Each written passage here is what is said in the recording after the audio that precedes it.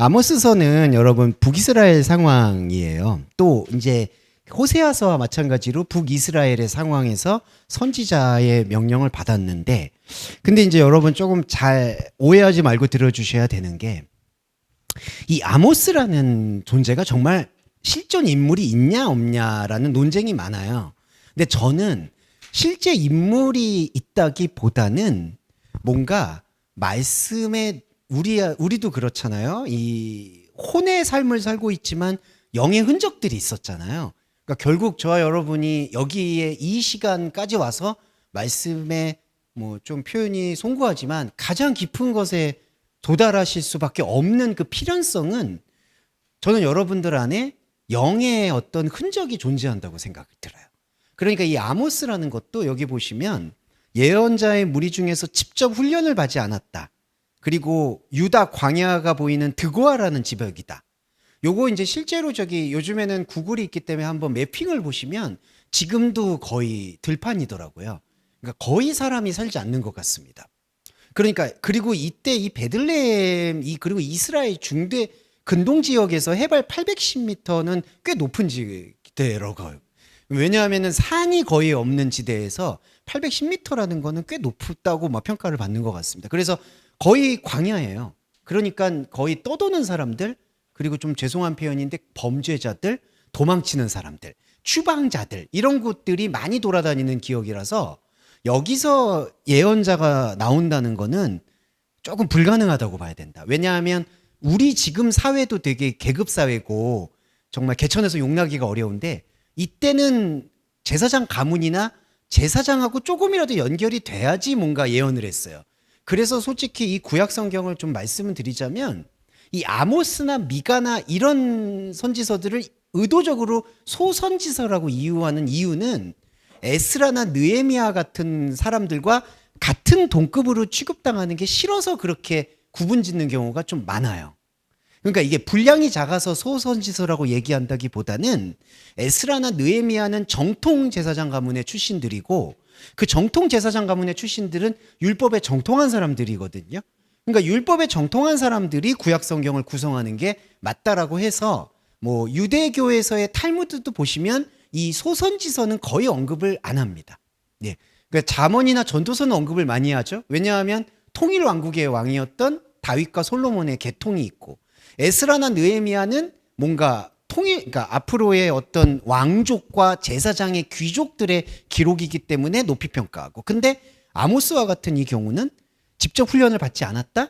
이 단어에서 우리가 유추할 수 있는 건 바로 이 예언자가 진짜 있었느냐 없었느냐를 넘어서서 이 하나님의 말씀에 대한 흔적을 갖고 있는 모든 사람들, 그 사람들 중에서도 율법에 속해 있지 않을 수 있는, 율법이라는 것을 지키고 싶지만 지킬 수 없는 환경성에 처해 있는 곳에서 나오는 복음의 솟구침이다. 이렇게 보는 게 저는 좀 정확한 표현이라고 봐요.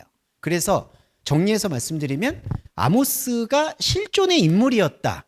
개천에서 용난 사람이다. 이렇게 보는 경향보다는 직접적으로 정통적인 제사장 가문이나 어떤 예루살렘 출신이나 이스라엘 정통이라고 얘기하는 것이 아닌 그 이스라엘이 뭐 어떻게 보면 볼 수 없는 새로운 시각의 이스라엘을 볼 수 있는 말씀의 흔적이 아모스라고 보는 게 저는 정확하지 않을까.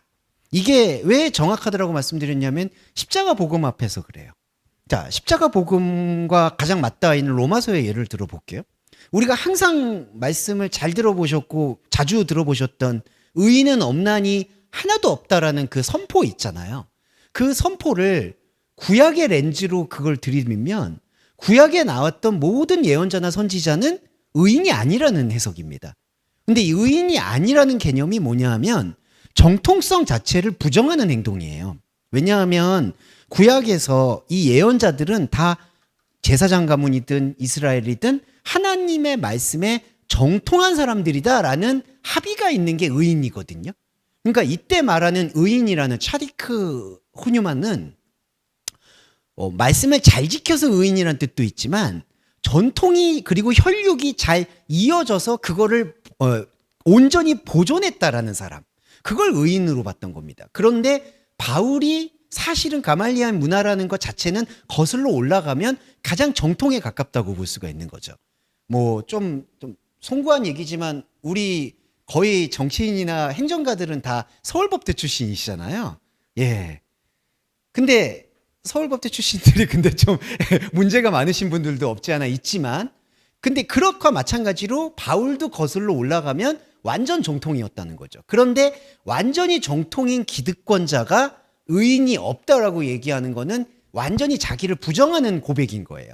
근데 저는 그게 완벽히 십자가 고백과 맞닿아 있다고 보고 있고, 바울의 그 십자가 고백에 입각해서 봤을 때 아모스는 의인의 어떤 범주나 의인의 평가를 받을 만한 기준에조차 서지 못한 존재를 아모스적이라고 얘기할 수 있습니다. 그러니까 말씀에 대해서 들을 수 없는 거, 그러니까 말씀을 직접 들어도 그 율법을 지킬 수가 없는 사람들, 이게 바로 아모스의 움직임이다. 이렇게 생각을 해보시는 게 이 아모스서를 읽는 첫 출발점이라고 보여요. 호세아서하고 다른 점은 뭐가 있을까요? 호세아서는 이거 정치적 용어 아닌데요. 정통 호소인이에요. 호세아는. 예. 왜냐하면 호세아는 이미 남유다가 아니라 북이스라엘에 있기 때문에 북이스라엘은 남유다의 시선에서 봤을 땐 이미 이단이에요. 왜냐하면은 변질됐고 사마리아도 변질됐고 그걸 변질됐으니까. 그런데 호세아는 북이스라엘의 예언자인데 이른바 제사장이나 좀 정통의 그 수혈을 입은 사람이에요. 그래서 정통 호소인이라고 저는 말씀드린 거예요. 왜냐하면 저번에 호세아서 묵상하셔 아시겠지만 자기가 의로운 반열에 오르는 사람이고 율법을 못 지키는 사람들은 음녀라고 평가를 해서 나는 율법을 잘 지키려고 하지만 이 하나님께서 긍휼을 베푸셔서 율법을 못 지키는 사람들을 품으라고 하셨기 때문에 음란한 여인 고멜과 결혼한 거다라는 자기 합리화에 사로잡혀 있다고 제가 말씀을 드렸어요. 그런 의미에서 호세아는 정통 호소를 했던 사람이죠. 하지만 북이스라엘 중에서도 아모스는 그 정통에도 속하지 못한 존재라는 거죠. 네. 그래서 여기 보시면 하나님의 직접적인 소명을 받았다. 근데 이게 얼마나 사실은 이단 사이비들이 가장 왜곡했던 단어죠. 직통계시라고 여러분 들어보셨을 거예요. 그러니까 성경 외에 내가 다른 개념으로 직통계시를 받았다. 예. 그래서 이제 보시면 우리 제7안식교 같은 경우에도 엘렌 G 트와이트라는 어떤 여선지자가 직통계시를 받았다고 하고, 미국에 보면 유타주라고 기억하실 겁니다. 유타주에서 모여서 살고 있는 사람들이 하는 그게 이제 몰몬교라고 후기 예수 그리스도 교회라고 우리 한국에도 포교 활동을 많이 하고 있죠. 거기도 하나님의 천사의 계시를 받았다고 해서 몰몬경이 따로 있는 거를 보실 수가 있습니다. 이 직접적인 소명은 이단 사이비들이 항상 많이 쓰고 있는 거예요. 그래서 아모스서도 그런 오해를 많이 받아요. 정통 교육을 받지 않았는데 직접적 소명을 받았다는 건 뭐냐? 그래서 직접 계시를 받은 거 아니냐? 그러다 보니까 수많은 교회 안에서 성경은 인정하되 나는 직통 계시를 받는다라는 사람들이 장로교 안에도 많고 그거를 제지할 수 있는 어떤 성경적인 권위가 없어진 게 현실이에요. 그러니까 사실은 다 눈 가리고 앙을 하는 게, 교회 비판으로 넘어갈게요. 직접 소명을 설명드려야 되니까. 그냥 성경은 하나님의 말씀이라고 존중은 해요. 하지만 여러분 개신교의 목사님들의 행태를 보시면 어떤 한 목사님들의 카리스마에 의존되는 경우가 많죠. 찬양의 은사가 있는 목사님이라든지 아니면 돌봄의 은사가 있다든지 방언의 은사가 있다든지 예언의 은사가 있다든지 아니면 어떤 정치적 행동의 사회 행동의 은사가 있다든지 그런 은사에 은혜에서 다 움직여요. 근데 그런 분들이 알게 모르게 주장하는 게 직접 계시예요. 성경은 하나님의 말씀인 걸 인정하는데 나는 하나님께 특별한 달란트로 계시를 받았기 때문에 하나님의 깊은 인도를 받는 특별한 사도다라는 개념을 갖고 있어요. 그런 것들이 극단적으로 발달된 게 신사도 운동이라고, 이제 12의 신사도가 종말의 시대 때 새롭게 나타났다. 이렇게 보는 게 뭐 그냥 직접 표현드리면 인터콥이라는 단체의 폐해도 그렇게 해서 나오는 거고요. 여러 선교 단체들이 직접 계시에 연루가 된 거예요. 그러니까 하나님의 말씀은 존중한데 나는 직접 계시를 받았다라고 얘기하는 거에 모두가 현혹되어 있는 거죠. 그런데 제가 오늘 풀어드리고 싶은 말씀은 아모스서에서 하나님한테 7장 14절 보시면 직접 계시를 받았다고 해요. 그런데 여기서 말하는 직접 계시라는 게 어떤 거냐? 저는 이렇게 말씀드릴 수 있어요. 고백을 한 존재. 예, 직접 계시의 요체는 고백입니다. 고백이라는 건 뭐냐 하면은 자, 우리의 복음의 현실과 집중, 본질로 말씀드릴게요. 고백이라는 건 내 안에 하나님이 없다는 고백이에요. 십자가의 고백은 바로 거기에서 정점입니다. 내 안에 하나님이 없구나. 의인은 없나니 하나도 없구나. 내 안에 하나님을 알만한 것은 없구나. 내 혼은 흔적은 갖고 있을 수 있지만 그 흔적이 기여하는 것은 절대로 존재하지 않는구나. 구원이라는 것은 온전한 영의 언약이구나 라는 걸 고백하는 게 직접 계시라는 거예요.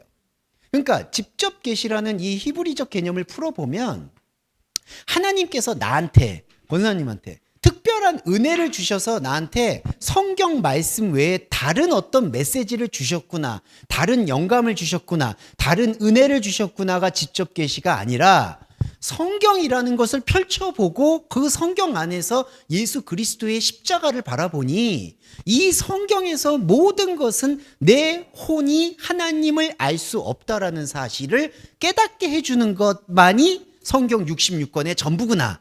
이거를 고백할 수 있는 게 직접 계시라는 거예요. 그래서 감히 말씀드리면 여러분과 저희가 아모스가 되는 거고요. 여러분과 저희가 직접 계시를 고백하게 되는 겁니다. 그러니까 모든 존재들이 사실은 사도예요. 이게 바울의 복음이에요. 바울이 얘기하는 그리스도 예수의 사도된 바울은 이렇게 얘기하는 게 그리스도 예수의 사도된 바울이라고 얘기했을 때 그 뉘앙스와 의미가 뭘까요? 다 펼쳐놓는 거예요. 왜냐하면 자, 바울은 직접 계시를 고백한 사람이에요. 의인은 없나니 하나도 없다. 근데 모든 자들이 바울이 그랬었죠. 너희들이 나를 본받기를 원한다고 했습니다. 행실을 본받는 게 아니죠. 내 고백과 함께하기를 원한다는 거예요. 그러면 저와 여러분도 의인은 없나니 하나도 없나는 그 고백에 동참하신 거예요. 예. 원하든 원치 않으시든 이제 여러분 죄송한데 이제 벗어나지 못하세요. 죄송합니다. 예, 제가 아까 버티시라고 얘기한 게 이제 뭐 딴 데를 못 가신다는 얘기가 아니라 여러분의 영에 대해서 이제 더 이상은 숨길 수가 없다는 말씀입니다. 그래서 여기 교회를 뭐 이게 무슨 이단 사입이 이렇게 얘기하는 게 아니라요. 여러분 이제 여러분의 영적인 언약에서 못 벗어나요? 그럼 여러분이 고백을 하셨잖아요. 여러분이 고백한 존재가 곧 아포스테로스, 사도가 된다는 거예요. 그래서 저는 직접 계시의 의미를 풀어드리고 싶은 건 첫 번째, 아모스라는 존재는 율법을 알아도 지킬 수 없는 지역에 살던 존재였다. 그렇기 때문에 그 존재는 실제로 아모스라는 사람이 있냐 없냐라는 건 이제 중요하지 않다.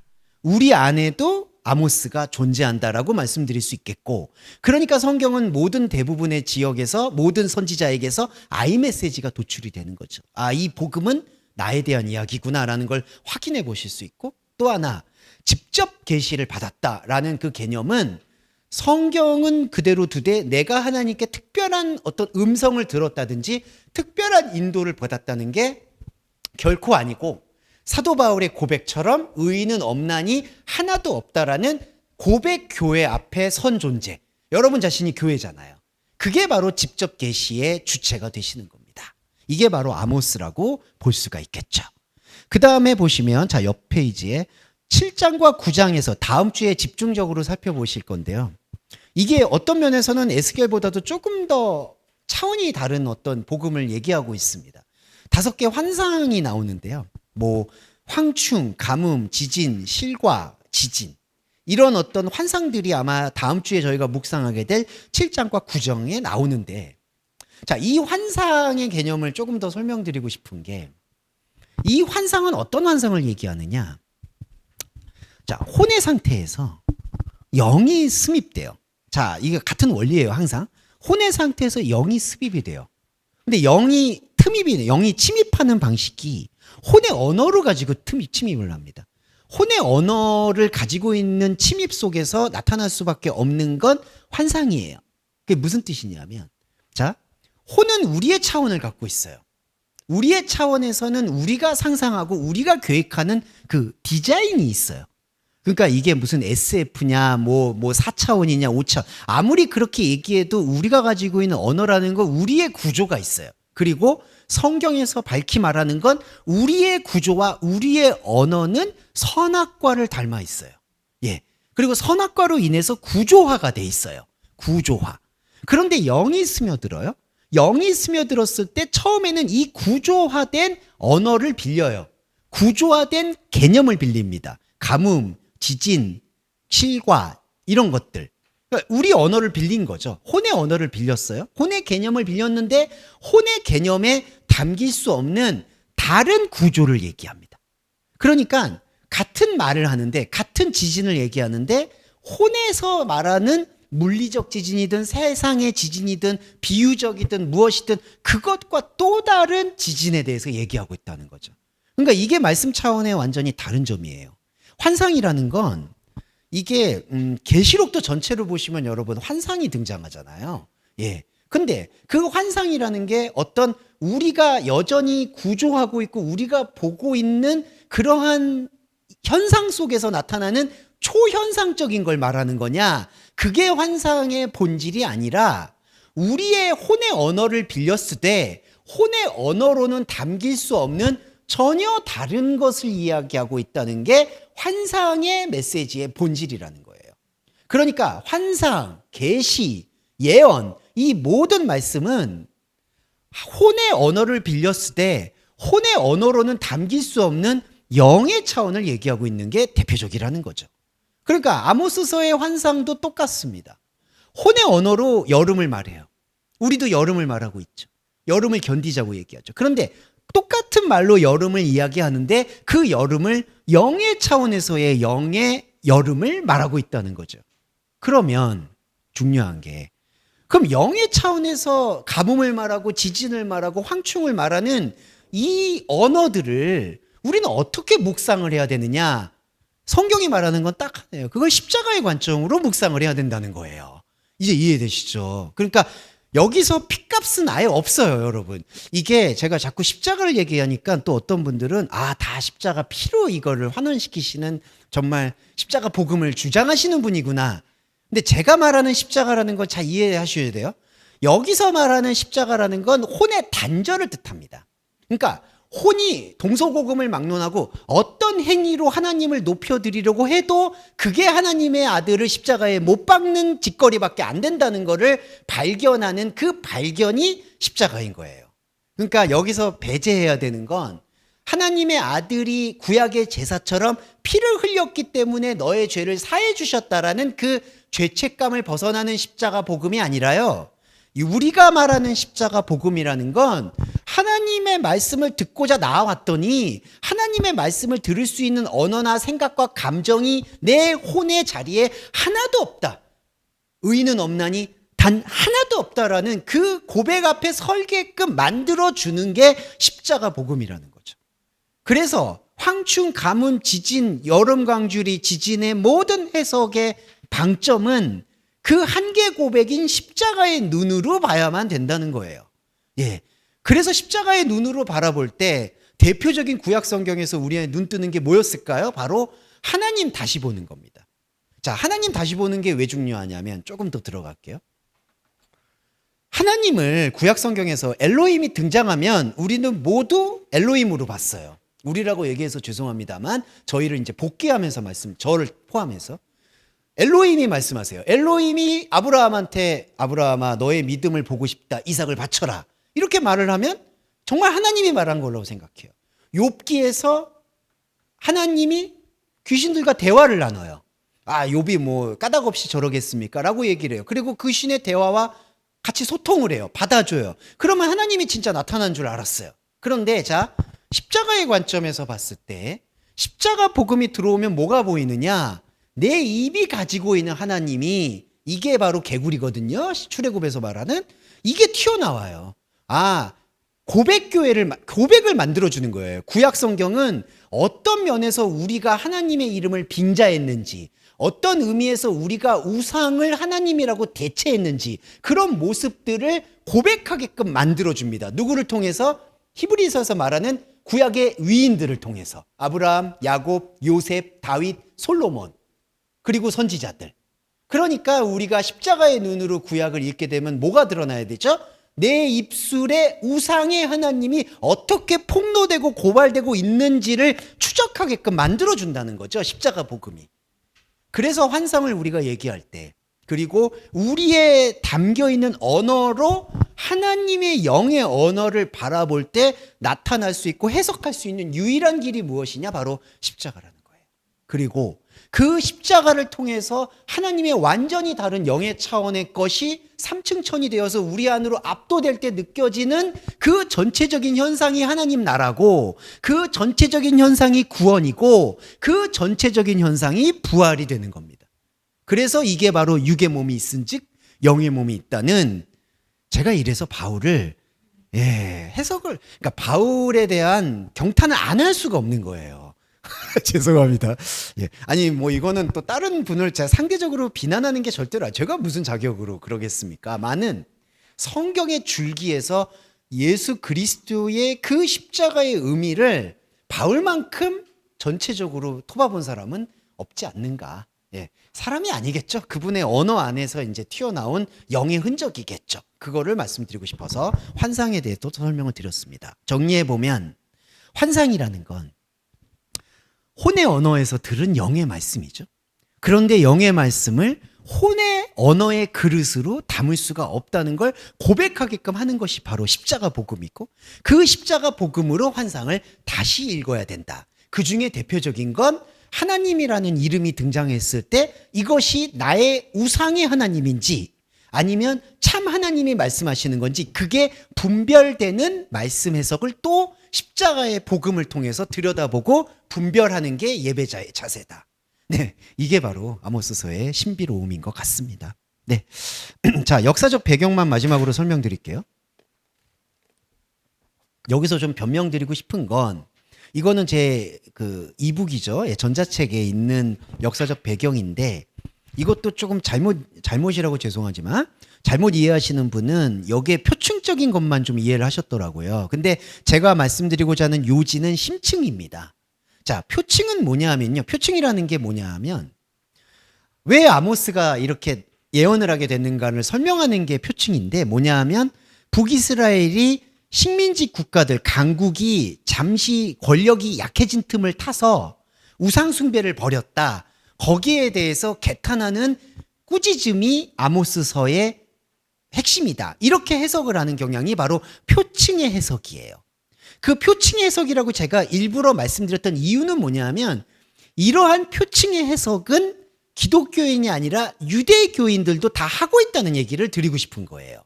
자, 우리가 개신교인이라고 해도 아모스서를 볼 때 표층의 해석에 집중을 해요.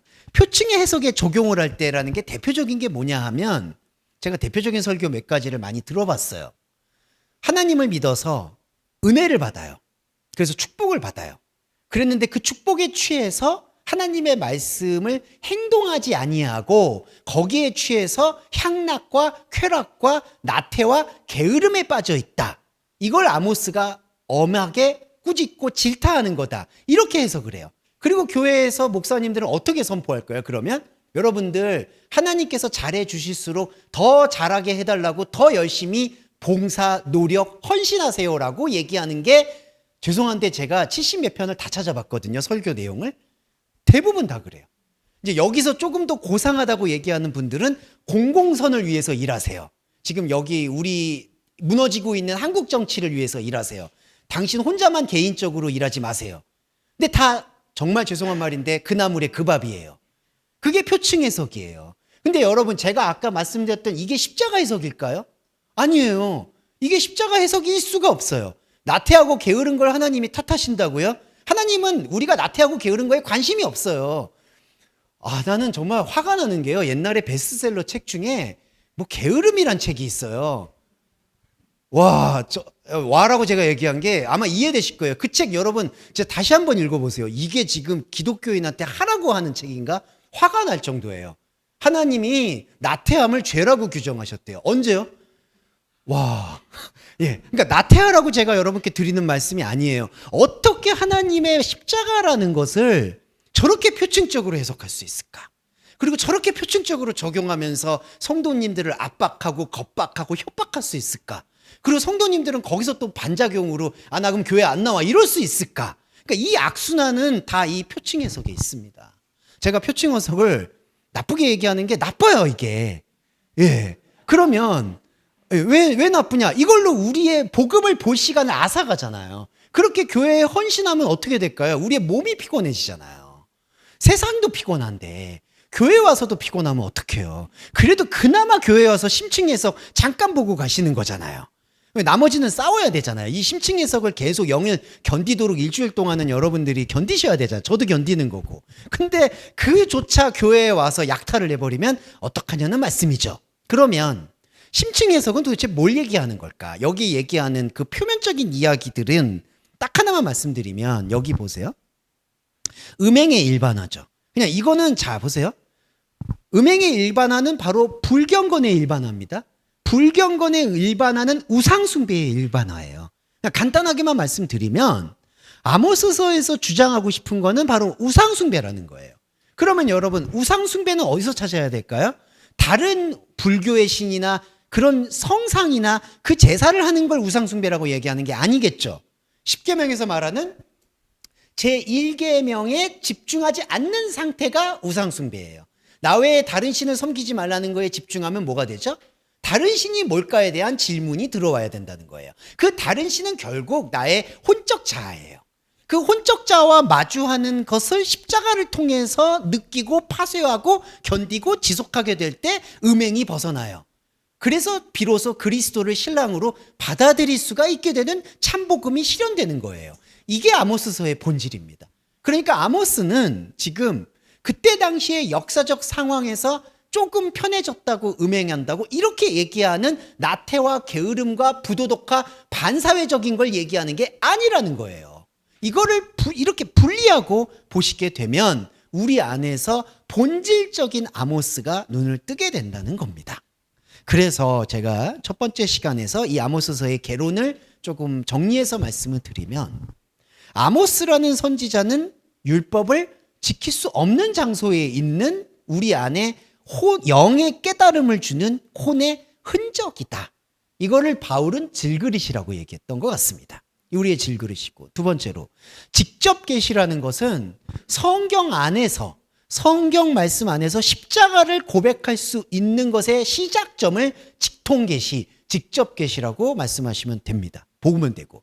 그리고 환상이라는 것은 영의 언어를 혼의 언어로 빙자해서 빗대어서 얘기하는 현상이고, 이 혼의 언어가 그대로 영의 언어로 넘어가는 게 아니라 혼의 언어에서 영의 언어로 넘어갈 때 십자가를 관통해야지만 환상은 비로소 해석되었고 말씀되었고 분별되었다라고 얘기할 수 있다. 이렇게 말씀드릴 수 있고, 마지막으로 아모스서는 결코 표층 해석을 우리에게 주지 않는다.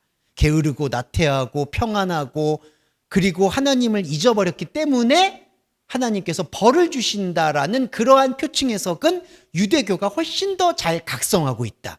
개신교와 캐톨릭도 각성하고 있죠. 그렇기 때문에 십자가 복음을 알고 있는 개신교는 절대로 표층 해석에 부안해동돼서는 안 된다. 그러면 무엇이냐? 바로 십자가로 환원되는 우리 안에 있는 아모스를 찾아가는 행위가 바로 아모스서를 읽는 심층 해석, 십자가 해석이 된다라고 말씀드릴 수 있겠습니다.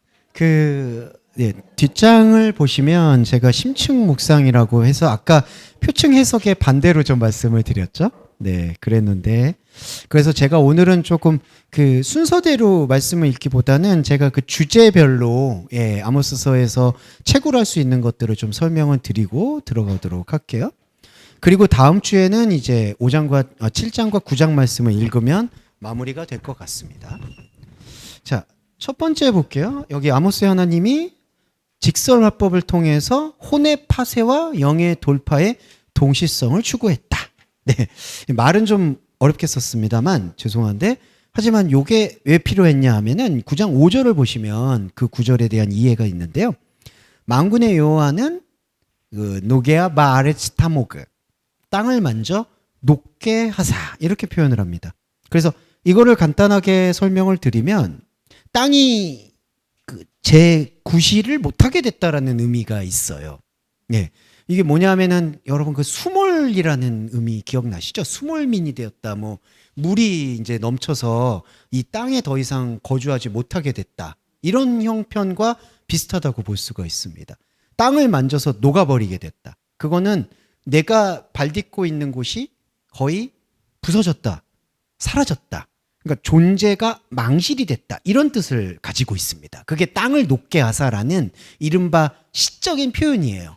그러니까 땅이 녹아버렸다. 주 만군의 여호와가 땅을 녹아버리게 했다라는 게 어떤 관점이냐? 바로 하나님께서 우리에게 십자가의 인식을 주셨을 때 나타나는 혼의 파쇄를 말하는 거죠.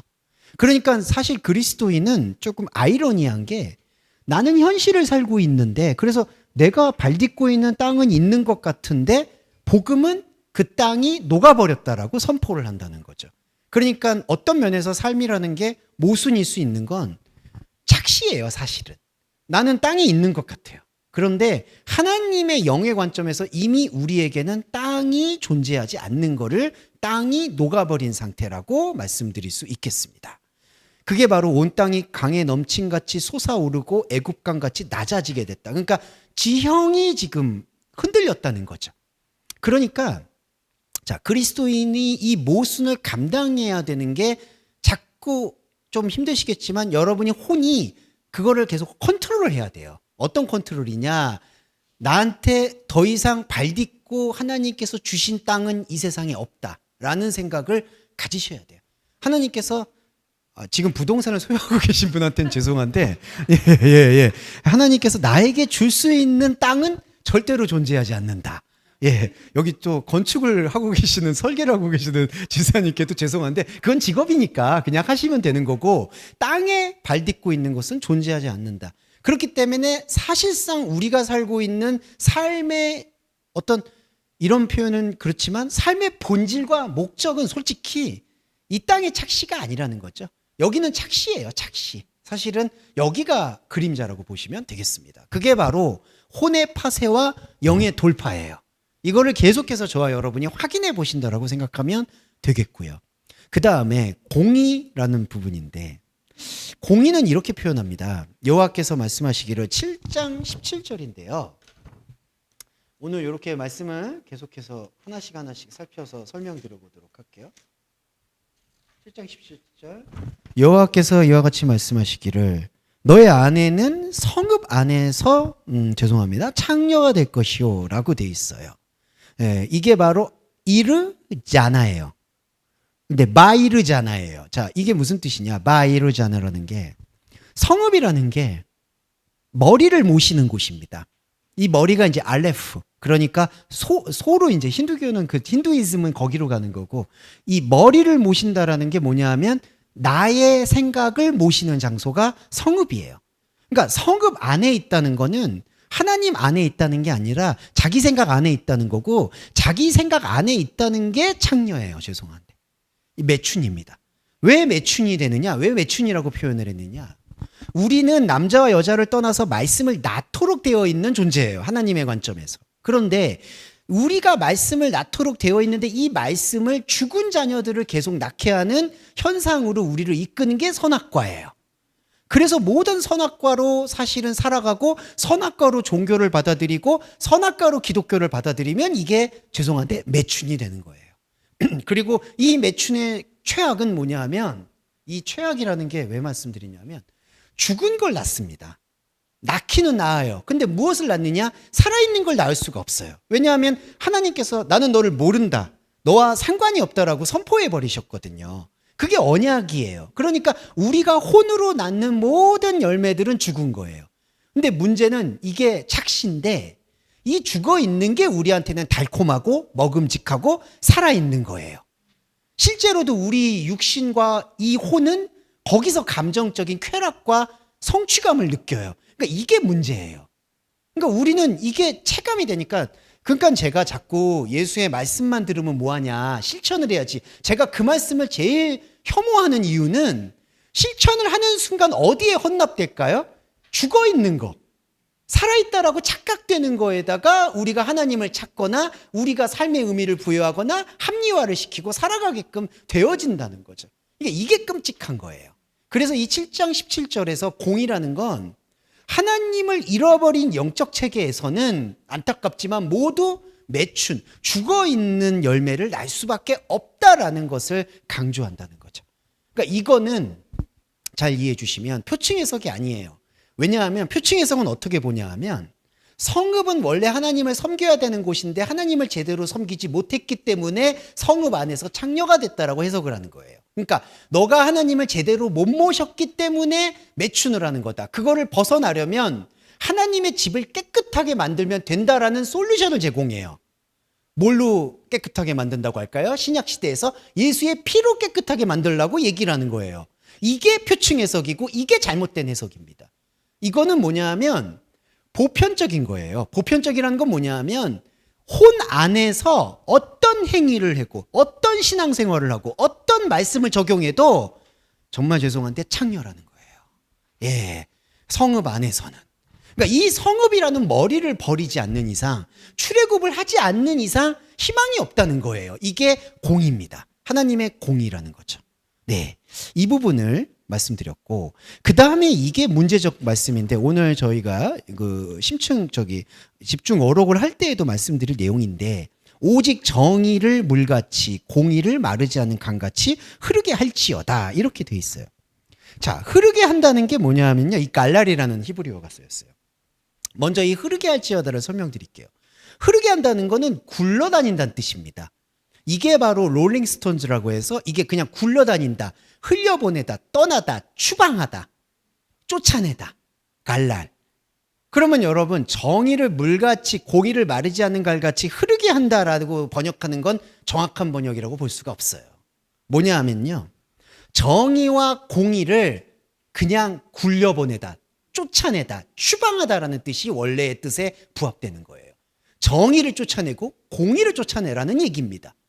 이게 아모스서의 사실은 본질이에요.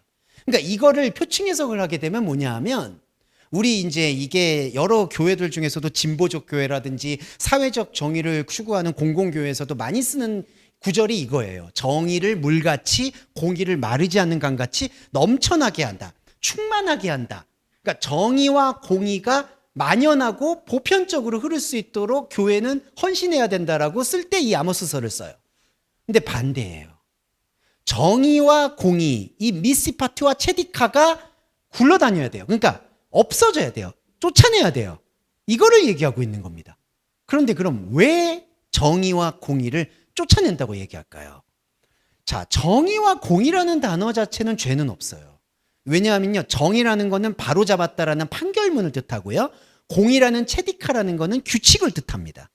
그런데요, 이 규칙과 정의를 하나님께서 원래 율법을 주실 때 모세에게 주셨던 그 이유와 대상이 누구냐면, 제일 중요한 건 대상이 누구냐면 많은 백성에게 주신 게 아니라 한 존재에게 주셨어요. 그리고 이거를 신약에서는 바로 독생자의 복음이라고 선포하신 거예요. 그러니까 대상이, 하나님이 정의와 공의를 주셨던 대상은 한 존재라는 거죠.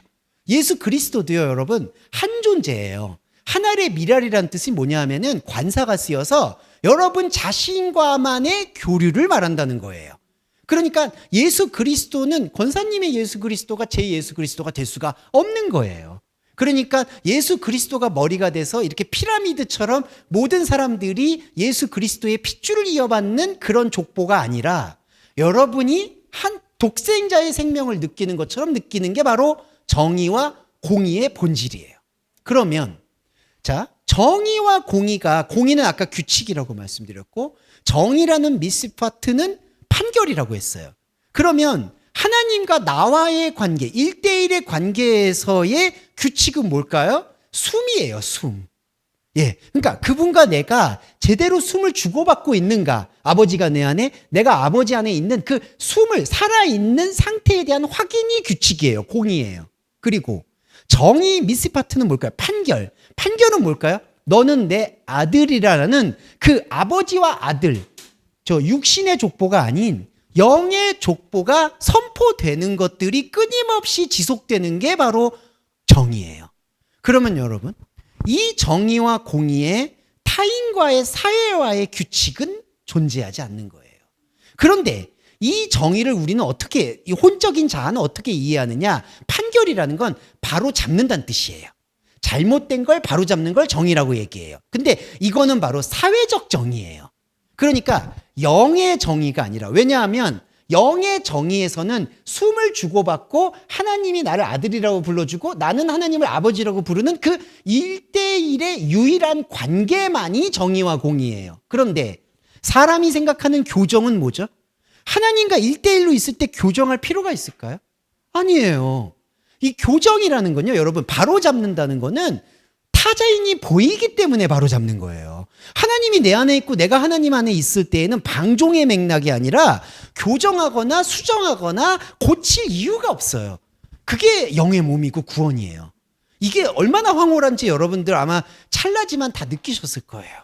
하나님 앞에서의 그 황홀함. 근데 사회적이고 세상과 세속과 그리고 세속에 물들어 있는 교회에서의 정의는 나를 쳐서 복종시켜서 바로 잡아서 교정시켜서 그 교정시킨 거를 산 제사로 하나님한테 보여드려야 되는 거예요. 근데 그게 하나님일까요? 아니에요. 그러니까 이 5장 24절에서의 본질은 원래 정의와 공의는 호흡과 아버지됨의 선포인데 이 왜곡되어 있는 율법으로서의 정의와 공의는 나를 잘못됐다라고 돌아보는 전제에서 시작해서 나를 교정하려는 것으로 하나님의 말씀을 소비하는 상태가 잘못된 율법으로서의 정의와 공의예요. 이거를 쫓아내라는 거예요.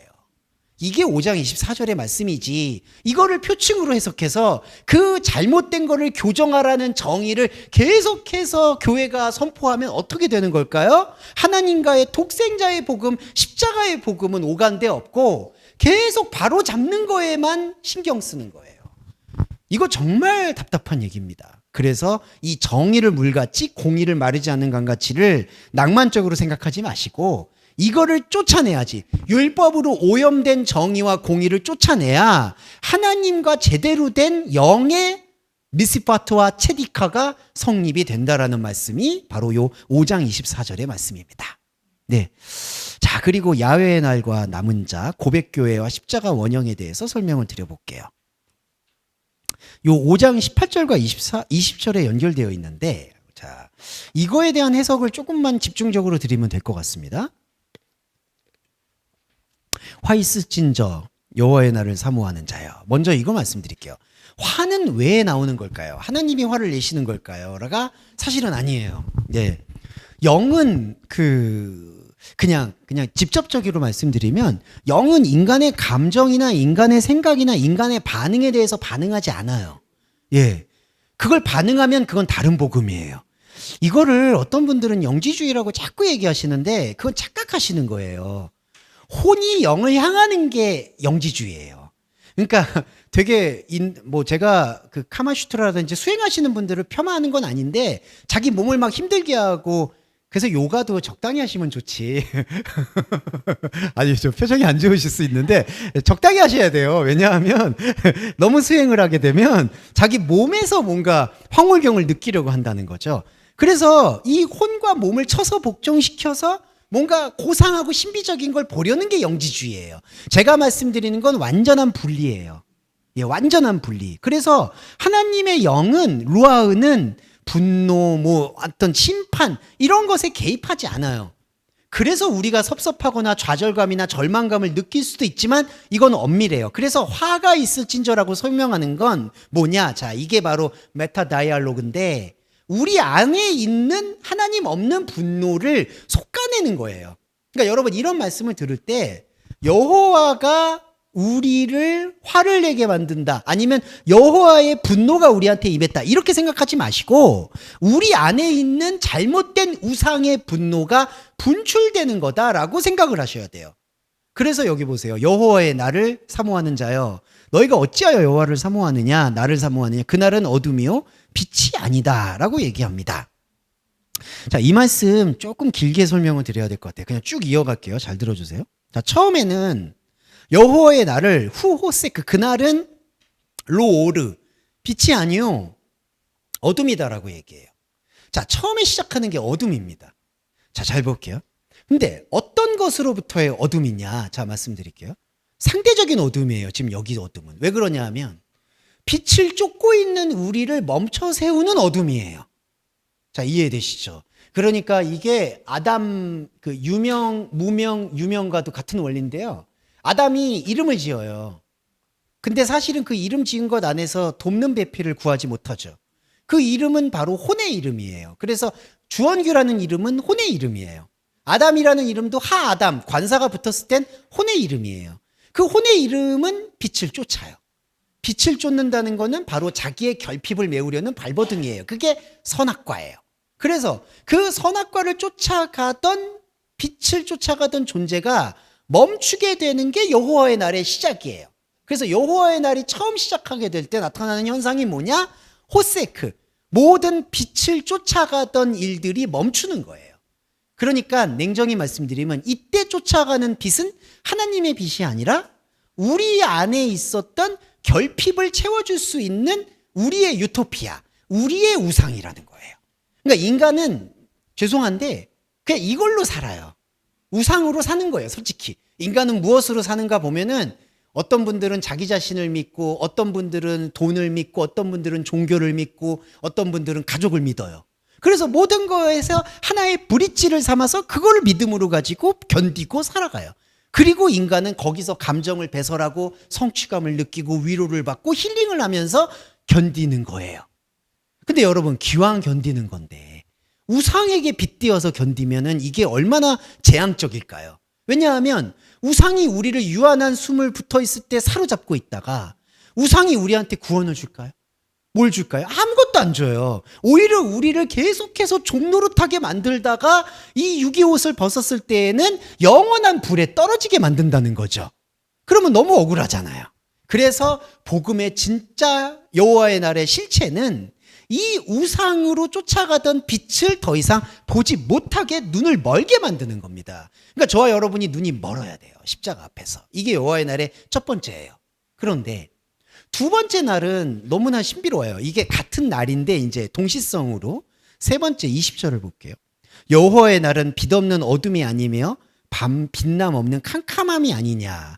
이게 이제 번역이 조금 아쉬운데요. 제가 좀 직역을 드려볼게요. 이게 이렇게 돼 있어요. 로호세크 로오르 로로가으. 이 대표적인 세 구문입니다.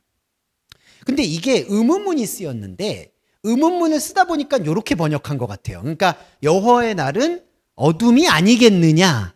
그러니까 이렇게. 그러니까 18절에 어둠을 그대로 이어받아서 번역을 한 것 같아요.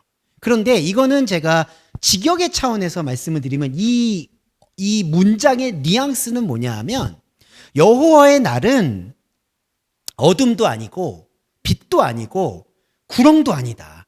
캄캄함을 구렁이라고 사용합니다. 노가으가 구렁이고요. 오르가 빛이고요. 호세크가 어둠이에요. 자, 그러면 이 의문문을 다시 풀어보면 여호와의 날은 어둠도 아니고 빛도 아니고 구렁텅이도 아니지 않느냐. 아무것도 아니지 않느냐라는 얘기예요. 왜 이 말씀이 들어올까요? 자, 아까는 오르, 내가 빛을 쫓아다녔어요. 그래서 어둠이 왔어요. 이게 마치 사도 바울이 눈이 머는 행동처럼 눈이 멀었어요. 그러면 여러분, 눈이 멀어서 바울이 눈을 다시 뜨니까 이제 너는 지금까지는 마귀를 쫓았지만 이제는 하나님을 쫓아. 이렇게 말씀한 걸로 오해할 수 있다는 거죠. 뭐냐 하면 내가 어둠에 와서 여호와의 날을 경험했어. 하지만 나는 이 어둠에서부터 시작해서 다시 빛으로 넘어갈게. 다시 율법을 지킬 거야. 라고 또 다른 빛을 찾아요. 근데 그건 또 다른 우상이에요. 그러니까 이 마지막 단계에서 가면 여호와의 날은 우리가 추구하는 상대적인 어둠도 아니고 상대적인 빛도 아니고 상대적인 캄캄함도 아니라는 거예요. 그럼 뭐죠? 여호와의 날은 그냥 여호와의 날이에요. 이게 진짜 몸입니다. 그러니까 이게 가장 황홀한 거예요. 그러니까 여기서 빛이 들어와요? 아니에요. 어둠이 들어와요? 그게 아니에요. 십자가 고백을 한 저와 여러분은 그 자체가 여호와의 날이에요.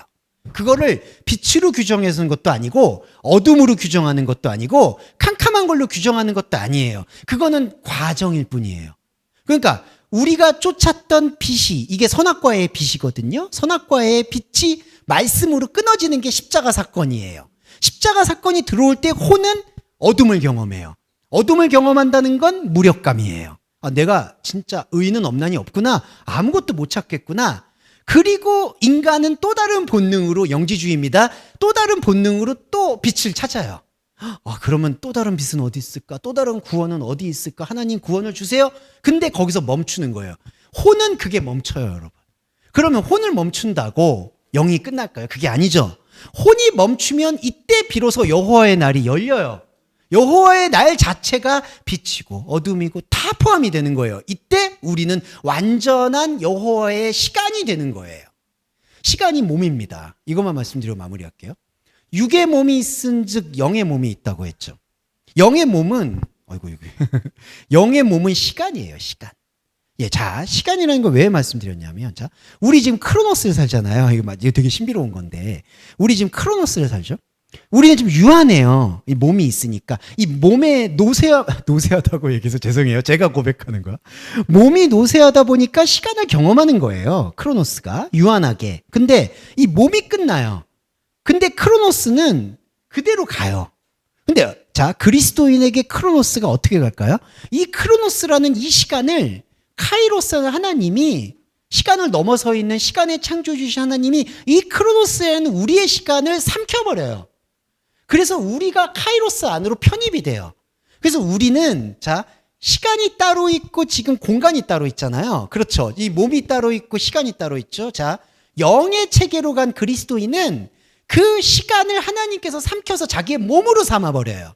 시간이 몸이 되는 거예요. 그런데 이 시간에 대해서 말씀을 경험을 못하는 사람은 이 시간이 하나님의 몸에 대해서 완전히 추방돼 버려요. 그게 꺼지지 않는 불꽃이 게헨나요. 게헨나.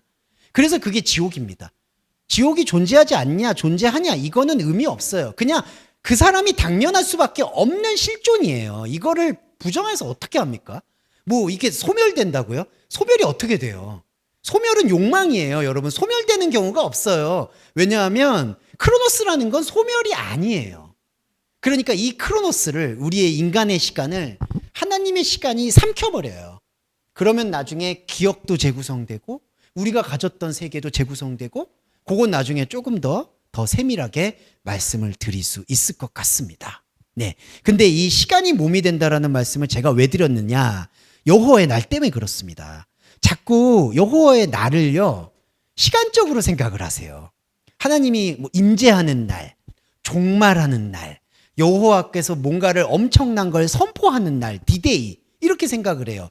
근데 여러분, 그리스도인은 생각을 완전히 바꿔야 돼요. 뭐냐 하면 이 날이 여러분이 된 거예요. 그러니까 이걸 히브리어라고 요미라고 하는데, 여러분이 안식의 몸이 된 거고 하나님의 몸이 된 거고 여호와의 몸이 된 거예요. 그게 날이에요. 날. 여호와의 날이 임재했다 이거예요. 그래서 이게 여호와의 날이라는 건 사실은 구원이에요. 구원. 네. 그래서 여러분 이것만 상상하시면 좋을 것 같아요. 생각하시면 몸과 시간과 공간이 하나인 상태가 바로 하나님과 한 몸인 상태다. 지금은 공간이라는 게 우리가 지금 보고 감지하고 지각을 하니까 시공이 나눠져 있잖아요. 그런데 여호와의 날은 그 시공이 하나가 되어 있는 상태라는 겁니다. 근데 그 시공이 하나가 되는 상태를 어떻게 우리가 열망할 수 있느냐? 이제 더 이상 사모하고 열망하는 게 아니라는 거죠. 왜냐하면 기다리는 거는 여호와의 날이 아니니까. 그래서 이제 종말장에서도 예수님께서 하나님의 임재하는 종말의 날은 아버지도 나도 모르고 너도 모르고 뭐 이렇게 얘기하는 건, 모른다는 게 진짜 모른다 안다 이 얘기가 아니라 개념이 다르다는 얘기를 하는 거예요. 개념이.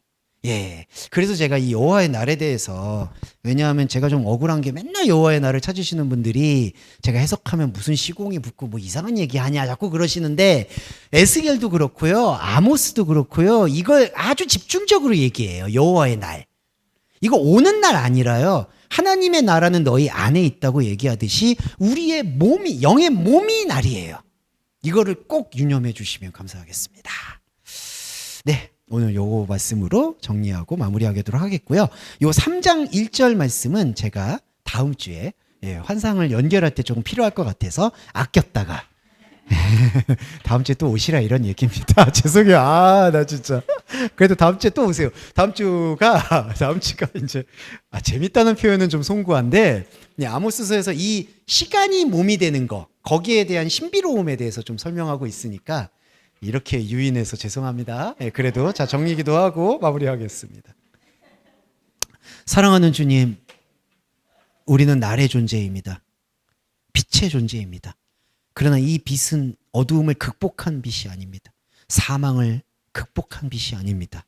그저 있었던 빛입니다. 그저 있었던 날입니다. 그저 있었던 하나님의 언약입니다. 거룩하시고 자비로우신 하나님, 우리 동서말씀교회 교회 여러분들이 이 날이 되어서 하나님 앞에 섰습니다. 하지만 이 독생자의 약속과 공의와 정의 앞에서 외부에서 말하는 여러 가지 말들의 현혹은 너무나 많습니다. 그것으로 인해서 감정이 다치고, 그것으로 인해서 생각이 훼손되고, 그것으로 인해서 몸이 피곤해질 때가 한두 번이 아닙니다. 우리가 구하는 것은 바로 우리의 영을 지키는 일입니다. 당신께서 배려해 주셔서 당신의 말씀과 공의로 지금 하나님을 직접 만나고 있는 동서말씀교회 교회 여러분들의 한 분 한 분의 심장에 오직 말씀을 새길 수 있는 그 배려의 환경이 조성될 수 있도록 허락해 주시기를 간절히 염원합니다. 예수 그리스도의 이름으로 감사하며 기도합니다. 아멘.